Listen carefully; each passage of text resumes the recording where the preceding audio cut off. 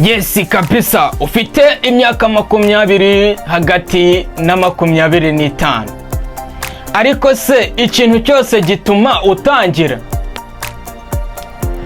Uragerageza kureba uburyo abandi bageze kure, urumva ibibazo, amahitamo, amahirwe ndetse n'ibindi bigiye bitandukanye, ariko uhita utekereza uti nzabitangira ryari?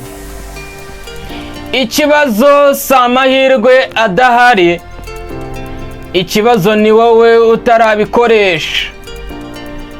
Ubuzima bwawe bushingiye ku ntambwe imwe utera uyu munsi, wongera ku yindi watangiye. Ntutegereze motivation, itangira none, tangira aho uri. Ntucike intege niba utatangiriye ahangaha uri cyangwa se utatangiye ubu ngubu, uracyafite igihe.